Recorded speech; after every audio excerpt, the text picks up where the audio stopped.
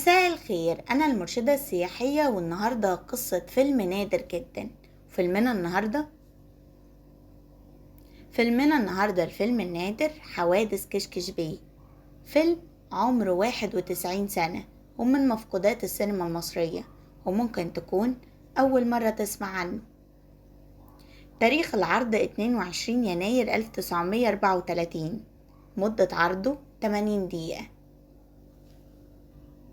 وعمر الفيلم 91 سنة. من تأليف بديع خيري. أما عن طاقم العمل فهو من بطولة نجيب الريحاني،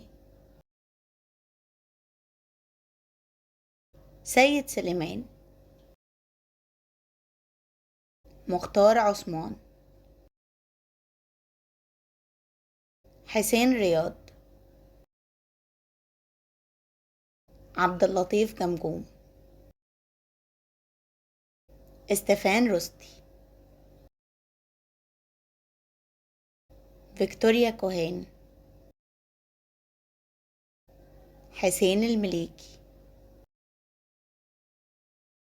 حسين إبراهيم، محمد عبد الله. تعال أقولك معلومة ما كنتش تعرفها قبل كده.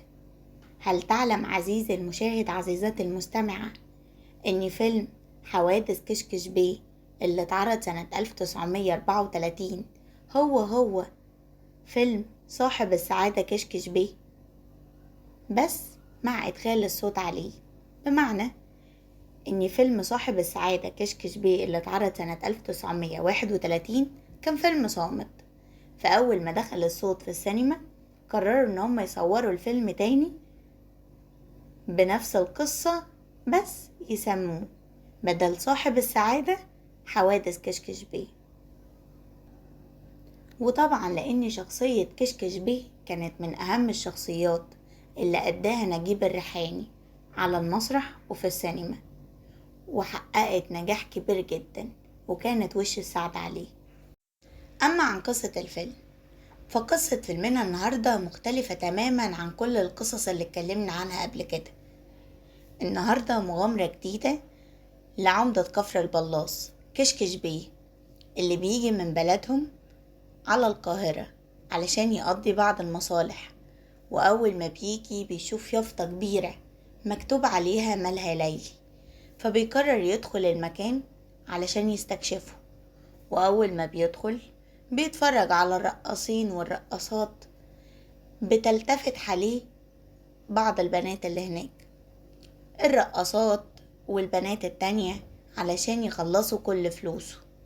وفعلا بيخلصوها، ومن كتر الشرب ما بيبقاش شايف، لدرجة انه هو خارج من الملهى الليلي بيعمل حادثة، والحادثة دي كانت كبيرة جدا بيفقد فيها النطق.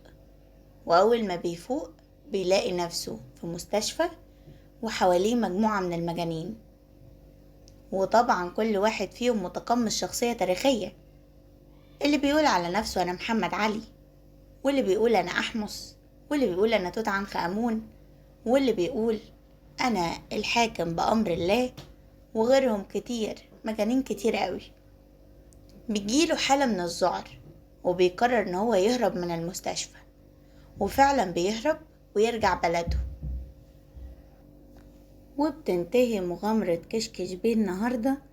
شكرا جدا انك اتفرجت على الفيديو للآخر، واحب اقولك اظبط ساعتك علشان حلقتنا كل يوم في نفس الميعاد، ونورتنا مقدما.